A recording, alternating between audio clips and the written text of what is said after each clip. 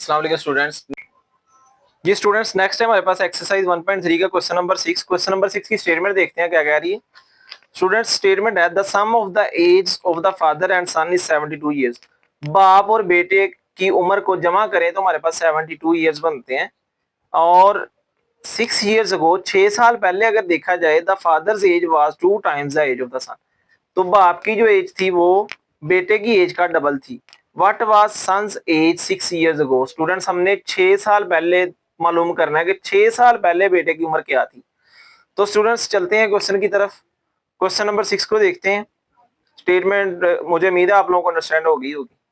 Next question में ना तो फादर की एज का पता है ना सन की एज का पता है, तो हम क्या करेंगे, late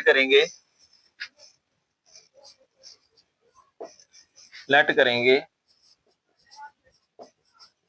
fathers age x and son's age is equal to y। तो स्टूडेंट्स हमने सपोज कर लिया कि जो बाप की उम्र है वो x है और जो बेटे की उम्र है वो y है। तो स्टूडेंट्स हमें नहीं पता क्या है, इसलिए हमें सपोज करना पड़ा, कोई ना कोई वेरिएबल रखना पड़ा। अब यहाँ पे उसने बताया है the sum of the age of the father and son is 72 years. तो हम यहाँ लिखेंगे बाय गिवन कंडीशन। तो स्टूडेंट्स गिवन कंडीशन क्या है हमारे पास कि फादर की एज और सन की एज दोनों को जमा करें तो हमारे पास 72 बनता है। इसे हम इक्वेशन नंबर 1 कह देते हैं। स्टूडेंट्स अब नेक्स्ट लाइन है हमारे पास 6 ईयर्स अगो, 6 साल पहले। हम यहां लिखते हैं 6 ईयर्स अगो। देखें अगर मैं 6 साल पहले पीछे चले जाऊं, फर्ज करें आज आप कोई बच्चा यहाँ बैठा हुआ सामने, तो आपकी एज आज अगर फर्ज करें 17 ईयर्स है या 16 ईयर्स है, तो आप 6 साल पीछे जाओ तो 16 ईयर्स अगर आपकी एज आज है स्टूडेंट, तो 6 साल पीछे जाएंगे तो 6 माइनस करेंगे उसमें से तो 10 ईयर्स आ जाएगी कि 6 साल पीछे आपकी उम्र कितनी थी, 10 साल थी। इसी तरह स्टूडेंट्स अगर आपकी उम्र फर्ज करें 20 ईयर्स है, तो आप 6 साल पीछे जाना चाहते हैं, सिंपल क्या करेंगे, 6 माइनस करेंगे तो आपकी उम्र 14 ईयर्स होगी, 6 साल पीछे जाएंगे तो स्टूडेंट्स इसी तरह 6 साल पहले फादर की उम्र क्या होगी, father's age is equal to देखिए x है, 6 साल पीछे जाना है तो इसमें से 6 माइनस कर दें, फादर की उम्र में से 6 को क्या कर दें, माइनस। इसी तरह सन्स एज, बेटे की उम्र भी 6 साल पहले देखनी है कितनी है, तो y है अब, तो 6 साल पीछे जाना है तो उसकी एज में से 6 माइनस कर। तो स्टूडेंट्स नेक्स्ट है हमारे पास यहाँ लिखा हुआ है 6 years ago the father's age was 2 times the age of the son। जो फिर bye given condition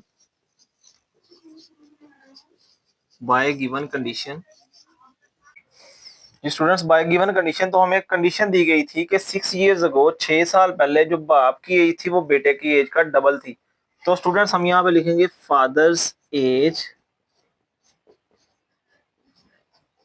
is equal to son's age. तो स्टूडेंट्स बाप की एज जो बेटे की एज का डबल है, मतलब फर्ज करें 6 साल पहले अगर बाप की एज है ना 50 ईयर्स, तो बेटे की एज है 25। उसका बाप की एज क्या है, बेटे की एज का डबल है। अब अगर हमने दोनों साइड्स को बैलेंस करना है तो स्टूडेंट्स यहाँ पे 2 लगाएंगे तो दोनों साइड इक्वल होगी, अदरवाइज इक्वल नहीं होगी। तो मैं यहाँ पे 2 लगाऊंगा क्योंकि बाप की एज जो बेटे की एज का डबल है, बराबर इक्वलिटी का साइन को मेंटेन करने के लिए हम यहाँ पे 2 लगाएंगे। तो स्टूडेंट्स फादर्स एज क्या है 6 ईयर्स अगो, वो x माइनस 6, और सन की एज क्या है y minus 6, 2 into y minus 6। इसे फर्दर सॉल्व करेंगे, x minus 6 is equal to 2y minus 12, x minus 6 minus 2y, ये 12 इधर आके प्लस हो जाएगा, is equal to 0। x minus 2y, 12 में से 6 माइनस करें student 6, x minus 2y is equal to minus 6। ठीक है जी स्टूडेंट्स, ये हमारी इक्वेशन नंबर 2 बन गई है। अब हम दोनों इक्वेशन को सॉल्व करेंगे और नेक्स्ट वैल्यूज निकाल। स्टूडेंट्स जब हमने दो वेरिएबल्स की वैल्यू फाइंड करनी हो, दो अननोन्स की वैल्यू फाइंड करनी हो, तो हमारे पास दो इक्वेशन होनी चाहिए, इक्वेशन नंबर 1 और इक्वेशन नंबर 2। अब देखिए जरा, अगर मैं इन दोनों को माइनस कर दूं तो x x से कैंसिल हो जाएगा, मेरे पास y का आंसर आ जाएगा। तो स्टूडेंट्स मैं यहाँ पे लिखता हूं सब्ट्रैक्ट इक्वेशन नंबर 1 एंड 2। तो स्टूडेंट्स मैं इक्वेशन 1 और 2 को कर रहा हूं माइनस। तो इक्वेशन नंबर 1 है x plus y is equal to 72।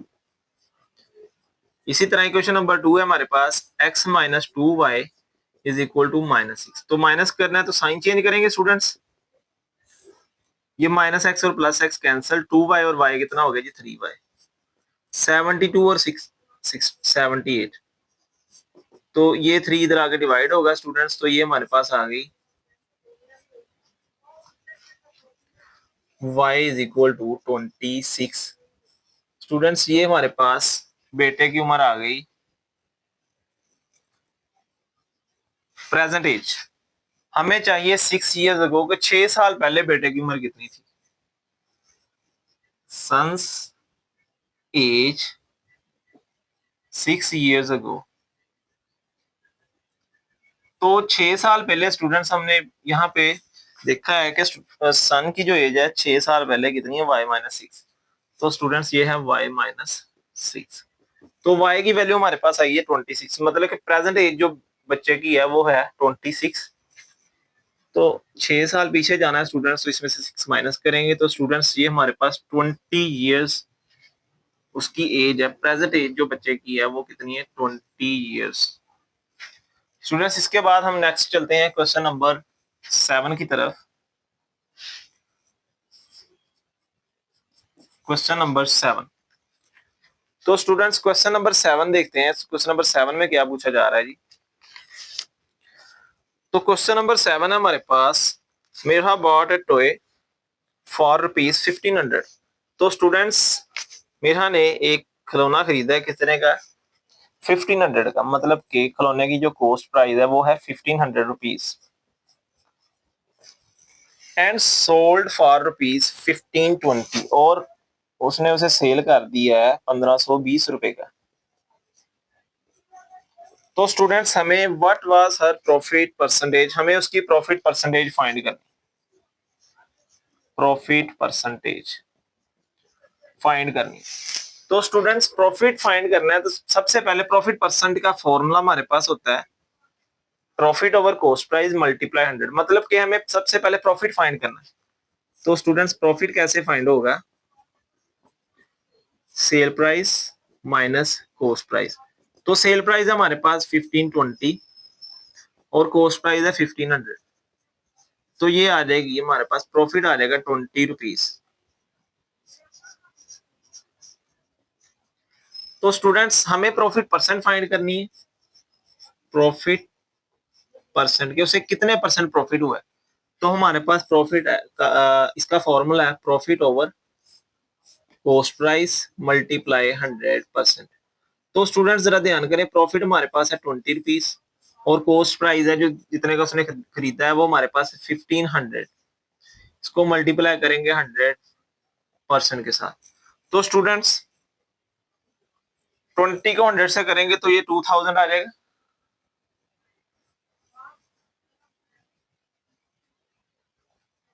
Two thousand divided by 1500, ये इससे कैंसिल, 15 है, ये 5 3 15, 5 4 20, तो ये आ गया 4/3। तो 4/3 इसको अगर हम डिवाइड करें तो 3 1 3, 1.33% आ जाएगा स्टूडेंट्स ये प्रॉफिट परसेंट।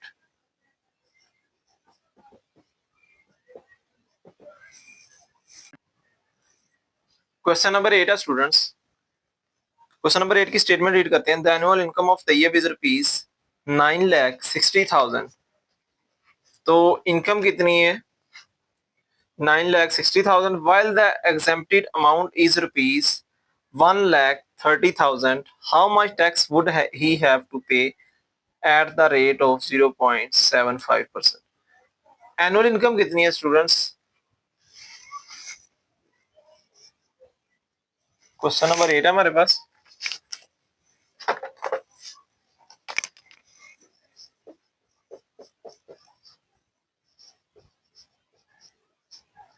Annual income. तो स्टूडेंट्स एनुअल इनकम है हमारे पास 9,60,000 रुपीज।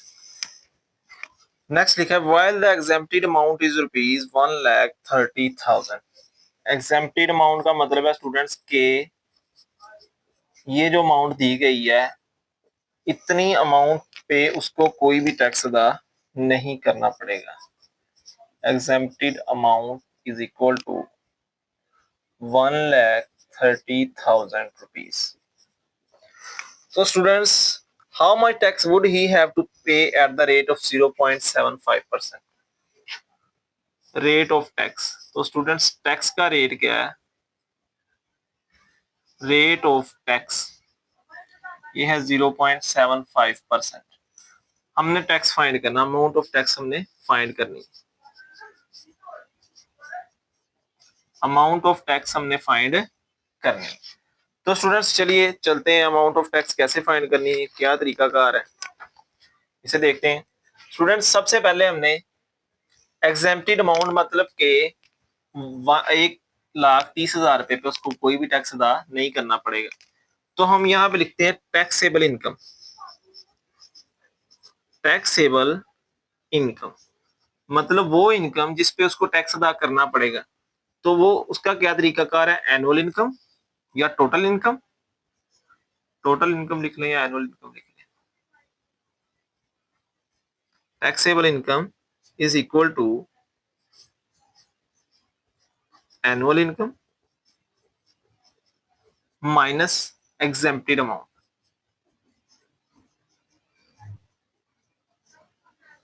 तो स्टूडेंट्स हम दोनों अमाउंट्स को माइनस करेंगे तो हमारे पास टैक्सेबल इनकम आएगी। तो टैक्सेबल इनकम हमारे पास क्या आ रही है, टोटल जो हमारे पास एनुअल थी वो 9,60,000 रुपीज थी। इसमें से माइनस करें एग्जेम्प्टेड अमाउंट 1,30,000 रुपीज।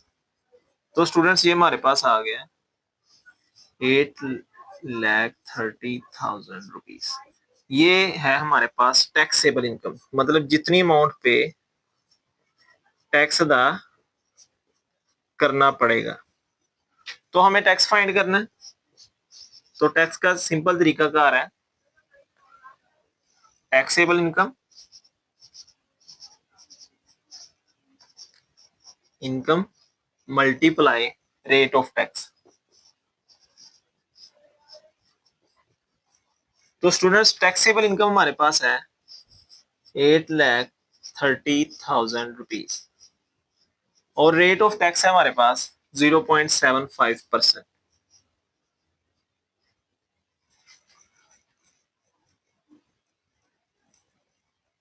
तो स्टूडेंट्स हमने क्या करना है, टैक्स फाइंड करना है। तो सिंपल क्या करेंगे 8,30,000 रुपीज मल्टीप्लाई 0.75% का डिवाइड में 100 आ जाएगा। तो स्टूडेंट्स हम क्या करेंगे, सिंपल मल्टीप्लाई करेंगे 8,30,000 मल्टीप्लाई 0.75। तो ये हमारे पास आ गया 6,22,500 डिवाइड में 100 है, इसे अगर कैंसिल करें तो हमारे पास टैक्स आ जाता है 6,225 रुपीज। तो स्टूडेंट्स ये टैक्स है, इस पे इतना टैक्स उसको अदा करना पड़ेगा 9,60,000 रुपए पे। अगर उसको 1,30,000 रुपए छोड़ भी दिया जाए, इतने पे टैक्स उससे ना भी लिया जाए, तो भी उसको 6,225 रुपीज टैक्स अदा करना पड़ेगा। नेक्स्ट स्टूडेंट्स इसका क्वेश्चन चलते हैं नेक्स्ट क्वेश्चन पे। नेक्स्ट है हमारे पास क्वेश्चन नंबर 9 है, find the compound markup on rupees 3,75,000। Question number 9 compound markup find करना है। तो मार्कअप फाइंड करना है, लेट कर ले मार्कअप एक्स है, यहाँ मार्कअप ही लिखते, कोई बात नहीं, ये फाइंड करना है हमने। ₹3,75,000, तो प्रिंसिपल कहते हैं स्टूडेंट्स इसे, जिसपे मार्कअप फाइंड करना होता है, जो अमाउंट दी गई हो जिसपे आपने मार्कअप फाइंड करना है, उस अमाउंट को कहते हैं प्रिंसिपल। फॉर 1 ईयर, टाइम भी बता दिया गया है कि 1 साल के लिए इस अमाउंट पे मार्कअप कितना होगा। At the rate of 14% compounded annually, rate कितना है जी 14%। तो स्टूडेंट्स देखते हैं इसे। एक तो अकाउंट ऐसा होता है कि जिसमें आपको सिंपल जितनी अमाउंट रखी है वही अमाउंट वापस मिलती है, और एक अकाउंट ऐसा होता है जिसमें आपने अमाउंट रखवाई है, तो आपके लिए एक दौरानिया आपको बताया जाता है कि 1 साल या 2 साल आप रखेंगे तो आपको इसका इतने % अमाउंट ऊपर मिलेगी। तो स्टूडेंट्स ये जो अमाउंट बैंक में रखवाते हैं उसे आप कहते हैं प्रिंसिपल, जो आपने अमाउंट बैंक में रखवा दी। और टाइम होता है जितने टाइम के लिए आपने बैंक में अमाउंट रखवाई है, फर्ज करें आपने 1 साल के लिए रखवाई, 2 साल के लिए रखवाई, 3 साल के लिए रखवाई, वो जो टाइम होगा, वो जो टाइम पीरियड होगा उसे हम कहेंगे, ये टाइम वो वाला टाइम है जिसके लिए आपने अमाउंट रखवाई है, जिस टाइम पीरियड। और रेट होता है जितने % बैंक ने आपसे कहा है कि आपको इतने % जो है वो अमाउंट ऊपर दी जाएगी। मार्कअप होता है जो वो अमाउंट ऊपर आपको बैंक दे रहा है। तो स्टूडेंट सिंपल फॉर्मूला है, markup is equal to principal, principal का पी लिख लेते हैं स्टूडेंट्स, प्रिंसिपल के लिए वर्ड पी यूज कर लेते हैं सिंबल, टाइम के लिए टी और रेट के लिए आर। तो simple formula principal multiply time multiply rate divided by 100। तो स्टूडेंट्स मार्कअप फाइंड करना है, चलिए चलते हैं। Markup is equal to principal कितना स्टूडेंट्स 3,75,000 मल्टीप्लाई टाइम कितना स्टूडेंट्स 1 ईयर मल्टीप्लाई रेट कितना स्टूडेंट्स 14। स्टूडेंट्स रेट का % नहीं लगाएं, क्यों ना लगाएं, क्योंकि डिवाइड में जो 100 है वो % का ही नीचे 100 है, तो आप इसको 100 को नीचे लिख दें। इसे सॉल्व करते हैं स्टूडेंट्स, देखें ये 2 0 से कैंसिल हो गए, तो मार्कअप आ गया हमारे पास 3750 मल्टीप्लाई बाय 14, क्योंकि 14 × 14 हो जाएगा। तो स्टूडेंट्स इसे कैलकुलेटर पे कैलकुलेट कर लेते हैं क्या आंसर निकलता है। मल्टीप्लाई बाय 14, तो ये हमारे पास आ गया 52,000, markup is equal to 52,500 rupees. तो इतने पैसे उसको मिलेंगे इस अमाउंट के अलावा, अगर वो 1 साल के लिए इतने रेट पे किसी बैंक में अमाउंट रखवा दे, तो उसको इतना, इसके ऊपर इतने पैसे मिल जाएंगे। स्टूडेंट्स ये थी हमारी एक्सरसाइज 1.3 कंप्लीट हो गई है। स्टूडेंट्स 1.3 में आपका कोई भी क्वेश्चन हो तो आप कमेंट में मेंशन कीजिएगा, इंशाल्लाह ताला आपको आंसर दिया जाएगा। और नेक्स्ट हम चलेंगे रिव्यू एक्सरसाइज पे, तो नए लेक्चर में हम रिव्यू एक्सरसाइज के साथ हाजिर होंगे, चैप्टर नंबर 1 की रिव्यू एक्सरसाइज। ओके जी, अल्लाह हाफिज।